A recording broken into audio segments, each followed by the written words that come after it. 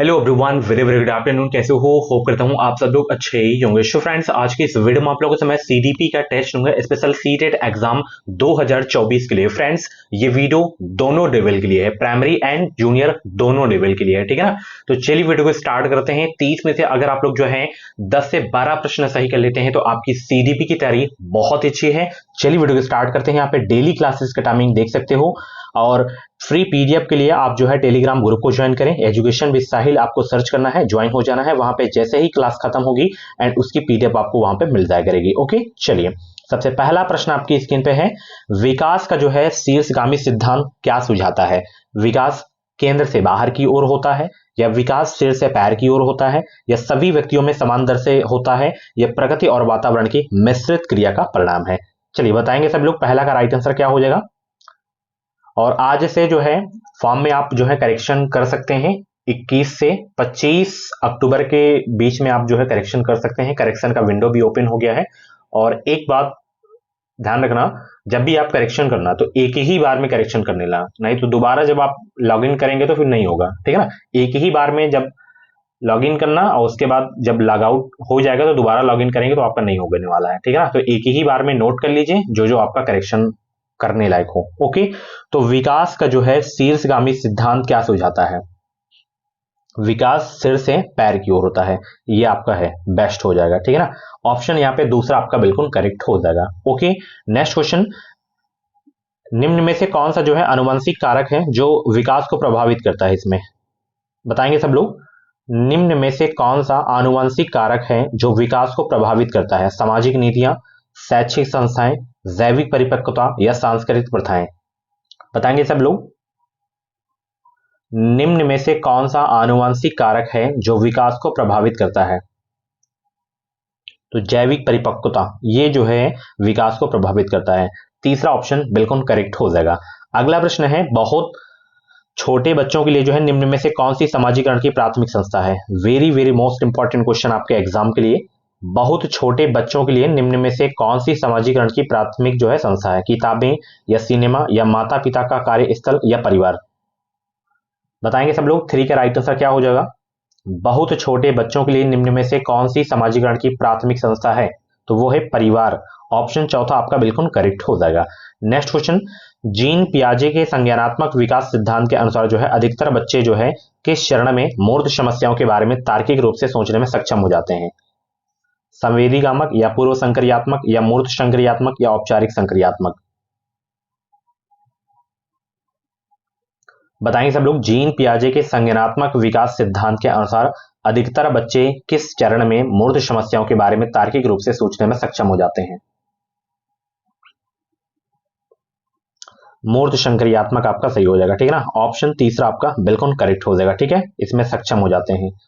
अगला प्रश्न आपकी स्क्रीन पे है, बहुत इंपॉर्टेंट क्वेश्चन। देखिए, जो आपका मूर्त संक्रियात्मक अवस्था होता है ये 7 से 11 वर्ष के बीच में होता है, ठीक है ना। इससे जरूर क्वेश्चन आया करते हैं।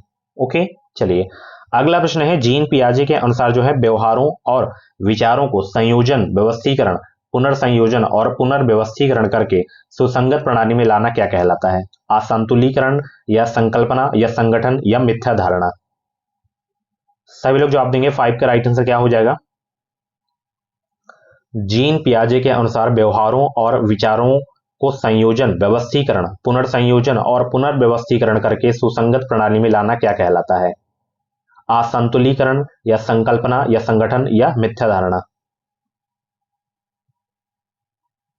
तो संगठन कहलाता है। क्या कहलाता है? संगठन कहलाता है। ऑप्शन तीसरा आपका बिल्कुल करेक्ट हो जाएगा। नेक्स्ट क्वेश्चन आपकी स्क्रीन पे है, लेवाइगोस्की के अनुसार जो है डैश चिंतन और अधिगम विकास प्रक्रिया में महत्वपूर्ण भूमिका निभाते हैं?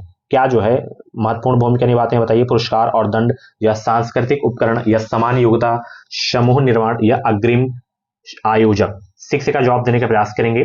सभी को गुड आफ्टरनून। सीटेट एग्जाम को क्वालिफाई कर रहे हैं तो अभी के अभी एजुकेशन डिसाइड यूट्यूब चैनल को सब्सक्राइब करके बगल में बेल आइकन को ऑल पे जरूर से जरूर प्रेस कर लेना, ताकि जो भी CTET, UP TET teaching exam की अपडेट आए, क्लासेस आए, उनका नोटिफिकेशन आपको टाइम टाइम से मिलता रहे। इस चैनल से आपको निश्चित ही मदद मिलेगी। लेवाइगोस्की के अनुसार जो है ध्यान रखना, सांस्कृतिक उपकरण चिंतन और अधिगम विकास प्रक्रिया में महत्वपूर्ण भूमिका निभाते हैं। तो यहाँ पे सांस्कृतिक उपकरण आपका बिल्कुल करेक्ट हो जाएगा, ठीक है। चलिए अगला प्रश्न है, लेवाइगोस्की के सिद्धांत में वह योजना जिसमें अध्यापिका विद्यार्थियों के लिए सवालों का सरलीकरण करती है, उन्हें संकेत देती है और सवाल को हल करने के प्राथमिक चरण बताती हैं ताकि वे दी गई समस्या के समाधान को खोजने में आने वाली बाधाओं को पार कर सकें, क्या कहलाती है? पाड़, अनुरूपक या परिपक्वता या समाजीकरण? प्रश्न को अच्छे से पढ़िए, फिर आप लोगों को जवाब देना है इसका। लेवाइगोस्की के सिद्धांत में वह योजना जिसमें अध्यापिका विद्यार्थियों के लिए सवालों का सरलीकरण करती है, उन्हें संकेत देती है और सवाल को हल करने के प्राथमिक चरण बताती हैं ताकि वे दी गई समस्या के समाधान को खोजने में आने वाली बाधाओं को पार सके, क्या कहलाती है? वो कहलाती पाड़। पाड़ का मतलब होता है सहायता देना, ठीक है ना। ऑप्शन यहाँ पे आपका जो है पहला बिल्कुल करेक्ट हो जाएगा। अगला प्रश्न बहुत ही इंपॉर्टेंट क्वेश्चन आपके एग्जाम के लिए, कई बार ये क्वेश्चन में पूछा भी जा चुका है, एग्जाम में क्वेश्चन पूछा भी जा चुका है। क्या है? लॉरेंस कोहलबर्ग ने बच्चों और वयस्कों से संबंधित किस विषय की जांच की थी? प्रशंसा का संवेगों पर प्रभाव, या शारीरिक विकास को प्रभावित करने वाले कारक, या नैतिक तर्क का विकास, या संवेगात्मक विकास का क्रम? बताइए। लॉरेंस कोहलबर्ग ने बच्चों और वयस्कों से संबंधित किस विषय की जांच की थी?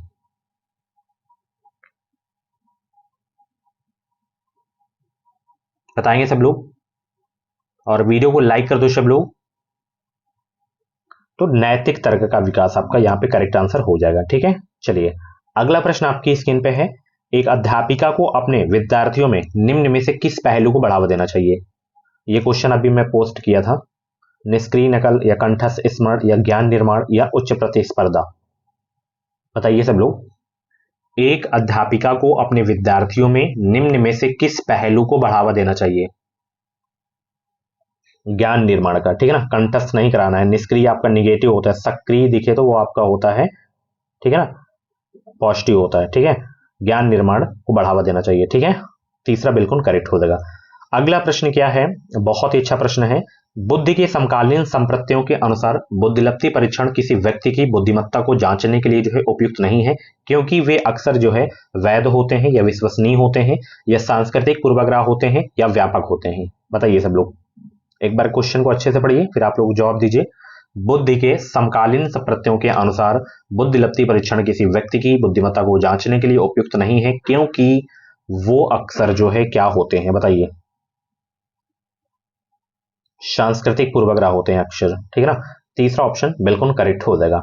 अगला प्रश्न है, भाषा और विचार जो है कई महत्वपूर्ण रूपों से अंतःक्रिया करते हैं, या एक दूसरे से स्वतंत्र रूप से जो है विकसित होते हैं, या किसी व्यक्ति के विकास को प्रभावित नहीं करते, या एक स्थिर और एक रूप तरीके से ही अंतःक्रिया करते हैं? बताइए 11 का राइट आंसर क्या हो जाएगा? भाषा और विचार क्या करते हैं, क्या होते हैं? 11 का राइट आंसर दीजिए सभी लोग। बहुत अच्छे। तो भाषा और विचार जो है कई महत्वपूर्ण रूपों से अंतःक्रिया करते हैं। 11 का फर्स्ट ऑप्शन बिल्कुल करेक्ट हो जाएगा, ठीक है। चलिए, लगभग किस उम्र के आसपास प्रायः बच्चों में जो है जेंडर भूमिका की प्रारंभिक समझ आ जाती है? 4 वर्ष, 14 वर्ष, या 10 वर्ष, या 18 वर्ष? बताइए। लगभग किस उम्र के आसपास प्रायः बच्चों में जेंडर भूमिका की प्रारंभिक समझ आ जाती है?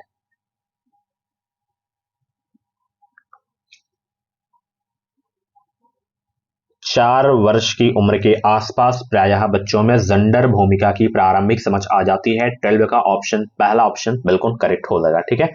अगला प्रश्न है, शिक्षा में समावेशन को बढ़ावा देने के लिए एक अध्यापक को ऐसा कक्षा जो है वातावरण पैदा करना चाहिए जो विविधता के प्रतिग्रहण को प्रोत्साहित करे, या रूढ़िवादी वादों और नामीकरणों को बढ़ावा दे, या योग्यता के बारे में सत्य धारणा को पोषित करे, या विद्यार्थियों में प्रतिस्पर्धा की भावना को बढ़ावा दे? 13 का जवाब दीजिए सब लोग।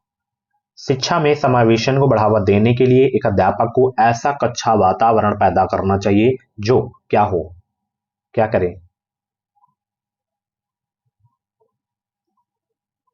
13 का जवाब दीजिए सब लोग। तो ऐसा वातावरण जो है पैदा करना चाहिए जो है विविधता के प्रतिग्रहण को पोषित करे। क्या करें? विविधता के प्रतिग्रहण को पोषित करे। फर्स्ट ऑप्शन बिल्कुल करेक्ट हो जाएगा। नेक्स्ट क्वेश्चन, मूल्यांकन को अधिगम के लिए जो है मूल्यांकन रूप में इस्तेमाल करने के लिए क्या करना चाहिए? मूल्यांकन एक निरंतर प्रक्रिया के रूप में करें, या मुख्यतः आधा पाठ्यक्रम पूरा होने के बाद मूल्यांकन करें, या सत्र के अंत में ही मूल्यांकन करें, या सत्र के शुरू में ही मूल्यांकन करें? बताइए। मूल्यांकन से प्रश्न है कि मूल्यांकन को अधिगम के लिए, मूल्यांकन रूप में इस्तेमाल करने के लिए क्या करना चाहिए? बताइए। तो मूल्यांकन एक जो है निरंतर प्रक्रिया के रूप में करें, ठीक है ना। ऑप्शन पहला आपका बिल्कुल करेक्ट हो जाएगा। अगला प्रश्न है, निम्न में से कौन सा सवाल विद्यार्थियों में आलोचनात्मक चिंतन को बढ़ाने में मददगार है? बताइए। सभी लोग जवाब देने का प्रयास करेंगे। कौन सा सवाल विद्यार्थियों में आलोचनात्मक चिंतन को बढ़ाने में मददगार है?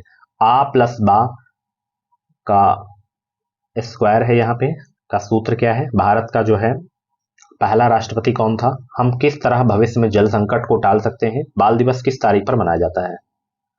आलोचनात्मक चिंतन को बढ़ाने में कौन मददगार है इसमें? बिल्कुल सरल प्रश्न है ये, बिल्कुल आपके नॉर्मल क्वेश्चन है ये। आलोचनात्मक चिंतन को बढ़ाने में मददगार करेगा कि हम किस तरह भविष्य में जल संकट को टाल सकते हैं, ठीक है। चलिए, और इसकी पीडीएफ से एक बार आप जो है रिवीजन जरूर कर लिया करो क्वेश्चन की। ओके, चलिए। पिछड़े वर्गों से आने वाले विद्यार्थियों के सफल समावेशन हेतु महत्वपूर्ण है कि उन्हें केवल अलग संख्या में पढ़ाया जाए, या उनमें अपनेपन की भावना को बढ़ावा दिया जाए, या उन विद्यार्थियों के सामाजिक सांस्कृतिक संदर्भ को अनदेखा किया जाए, या उनके लिए विद्यालय पश्चात ट्यूशन लेना अनिवार्य किया जाए। 16 का जवाब देने का प्रयास करेंगे सब लोग।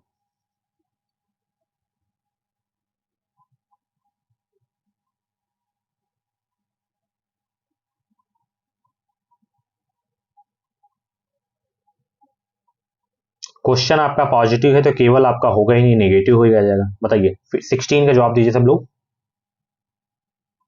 अनदेखा किया जाए, नहीं करना है आपको, ठीक है।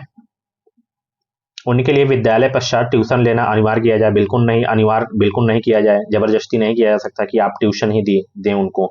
तो यहाँ पे जो है ये वाला आपका बिल्कुल करेक्ट हो जाएगा।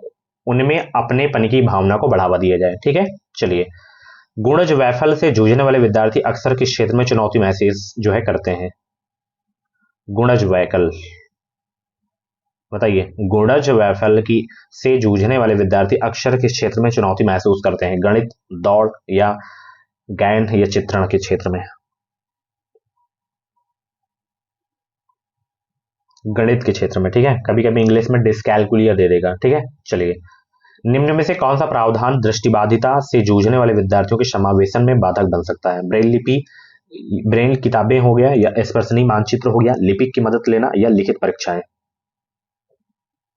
18 का जवाब देने का प्रयास करेंगे सब लोग। निम्न में से कौन सा प्रावधान दृष्टिबाधिता से जूझने वाले विद्यार्थियों के समावेशन में बाधक बन सकता है? ब्रेल किताबें, ये तो बाधक नहीं बनेगा। स्पर्शनीय मानचित्र नहीं बनेगा। लिपिक की मदद लेना, ये भी नहीं बनेगा बाधक। लिखित परीक्षाएं बाधक बन जाएगा, जो दृष्टिबाधित से जूझ रहे हैं बच्चे, ठीक है। ऑप्शन चौथा आपका बिल्कुल करेक्ट हो जाएगा, ठीक है ना। चलिए, निम्न में से कौन सा गुण प्रायः स्वालीनता ग्रहित विद्यार्थियों में देखा जाता है? निम्न में से कौन सा गुण प्रायः स्वालीनता ग्रहित विद्यार्थियों में देखा जाता है?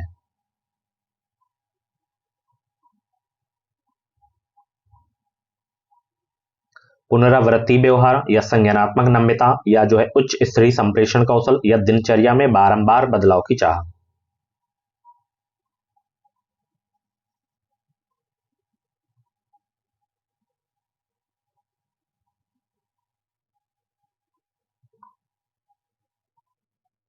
निम्न में से कौन सा गुण प्रायः स्वालीनता ग्रहित विद्यार्थियों में देखा जाता है?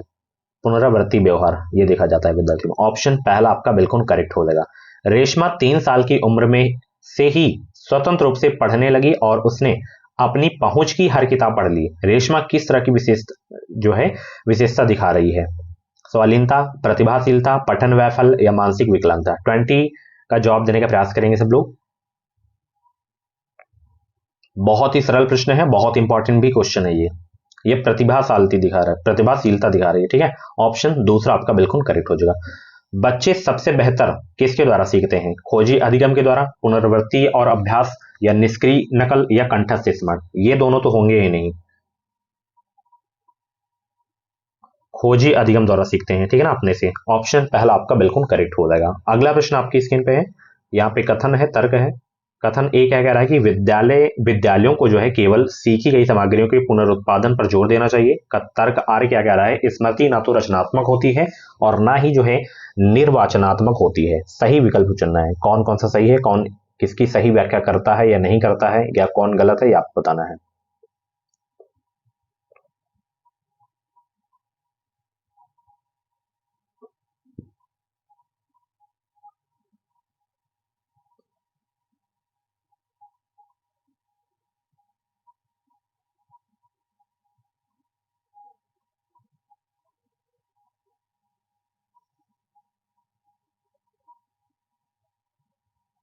यहाँ पे कथन ए क्या कह रहा है कि विद्यालयों को केवल सीखी गई सामग्रियों के पुनरुत्पादन पर जोर देना चाहिए। ऐसा नहीं, बिल्कुल जोर नहीं देना चाहिए, ठीक है। तर्क आर क्या कह रहा है, स्मृति ना तो रचनात्मक होती है और ना ही निर्वाचनात्मक होती है। बिल्कुल गलत यहाँ पे दिया गया है, तो दोनों आपके जो है गलत हैं। ए और आर दोनों यहाँ पे गलत दिए गए हैं। ओके, चलिए।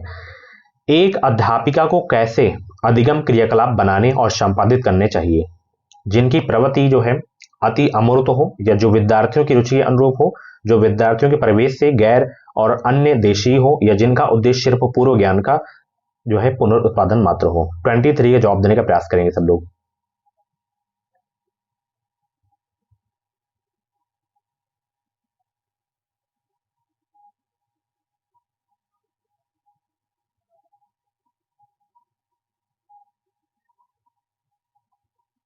एक अध्यापिका को कैसे अधिगम क्रियाकलाप बनाने और संपादित करने चाहिए।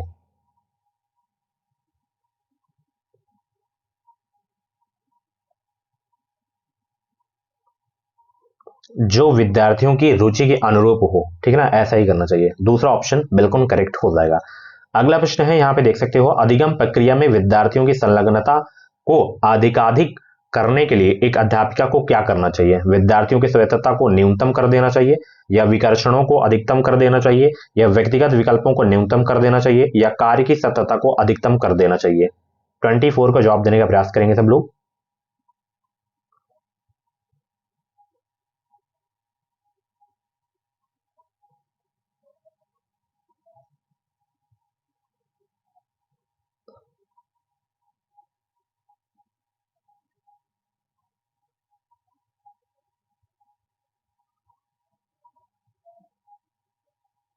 तो यहाँ पे चौथा ऑप्शन बिल्कुल करेक्ट हो जाएगा कि कार्य की सत्यता को अधिकतम कर देना चाहिए, ठीक है ना। चलिए, एक समान युक्ति जो दी गई समस्या के समाधान तक पहुंचने में मददगार हो सकती है, वो क्या कहलाती है। स्मृति सहायक तकनीक, या प्रकार्यात्मक स्थिरता, या अनुक्रिया समुच्चय, या अनुमानी सोच। बताइए 25 का राइट आंसर क्या हो जाएगा।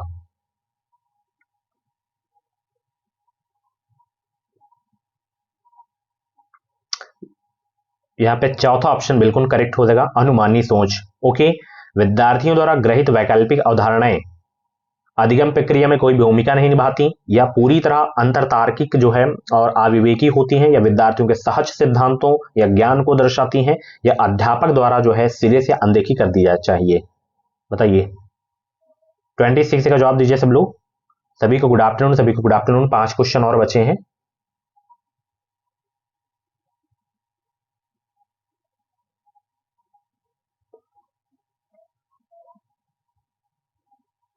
विद्यार्थियों द्वारा जो है ग्रहित वैकल्पिक अवधारणाएं, ये जो है विद्यार्थियों के सहज सिद्धांतों को दर्शाती हैं, ठीक है ना, सहज सिद्धांतों को। तीसरा ऑप्शन बिल्कुल करेक्ट हो जाएगा। अधिगम जो है क्या है, संवेगों से महत्वपूर्ण रूप से प्रभावित होता है, या संवेगों से प्रभावित नहीं होता, या सामाजिक संदर्भ से कभी कभार जो है प्रभावित होता है, या सामाजिक संदर्भ से कभी भी प्रभावित नहीं होता है। तो अधिगम क्या है बताइए।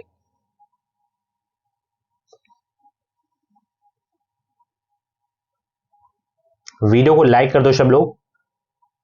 तो अधिगम देखिए जो है संवेगों से महत्वपूर्ण रूप से प्रभावित होता है, ठीक है ना, संवेगों से महत्वपूर्ण रूप से प्रभावित होता है। तो पहला ऑप्शन बिल्कुल करेक्ट हो जाएगा। 30 में से जितने भी क्वेश्चंस आपके करेक्ट हुए अपना जरूर इसको बताना आप लोग लास्ट में। ओके, कथन ए क्या कह रहा है, एक अध्यापक द्वारा विद्यार्थियों को संप्रत्य की समझ पाने के लिए अधिगम करने हैं तो अभिप्रेरित करना चाहिए। तर्क आर क्या कह रहा है, अधिगम अधिक प्रभावी और अर्थपूर्ण होता है अगर वो महारत उन्मुखी हो। इसमें सही विकल्प चुनना है आपको, कौन सा सही हो जाएगा। अब इस तरीके के क्वेश्चन पूछे जा रहे हैं जब से ऑनलाइन आपका हुआ था एग्जाम सीटेट का 2 वर्ष, तब से ये क्वेश्चन पूछे जाने लगे हैं, ये वाले रीजनिंग वाले।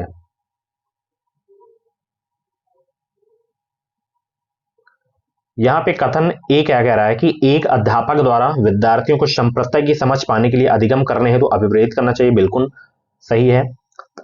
तर्क आर क्या कह रहा है यहाँ पे, अधिगम अधिक प्रभावी है और अर्थपूर्ण होता है अगर वो महारत उन्मुखी हो, बिल्कुल सही है। तो ए और आर यहाँ पे दोनों सही है और आर ए की सही व्याख्या भी करता है यहाँ पे, ठीक है ना।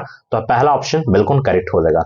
अगला प्रश्न आपकी स्क्रीन पे है, निम्न में से जो है कौन सा कारक विद्यार्थियों के अधिगम में बाधक बन जाता है, बताइए। वातावरण से स्वाभाविक पारस्परिक क्रिया, स्व अभिप्रेरित अभ्यास, जानने और खोज करने की चाह, या कठोर और अनम्य पाठ्यक्रम। निम्न में से कौन सा कारक विद्यार्थियों के अधिगम में बाधक बन जाता है? कठोर और अनम्य पाठ्यक्रम, ये जो है अधिगम में बाधक बन जाता है विद्यार्थियों के। ऑप्शन चौथा आपका बिल्कुल करेक्ट हो जाएगा। आपको ऑप्शन को ध्यान से पढ़ना है, ठीक है ना। अगला प्रश्न है, अपनी जो है स्वयं की संज्ञानात्मक प्रक्रियाओं से अवगत होना क्या कहलाता है? स्मृतिकरण, समायोजन, परासंज्ञान, या विलंबित नकल। बताएंगे सब लोग। लास्ट क्वेश्चन का आंसर क्या हो जाएगा? अपनी स्वयं की संज्ञानात्मक प्रक्रियाओं से अवगत होना क्या कहलाता है? स्मृतिकरण, परासंज्ञान, समायोजन, या विलंबित नकल। परासंज्ञान कहलाता है, ठीक है ना। सो फ्रेंड्स, ये थी आज की जो है सीडीपी की वीडियो। कैसी रही? क्लास 30 में से कितने क्वेश्चन आपके करेक्ट हुए हैं? अपना स्कोर जरूर बताना। अगर 10+ आप क्वेश्चन सही कर रहे हो तो आपकी तैयारी बहुत ही अच्छी है, ठीक है ना।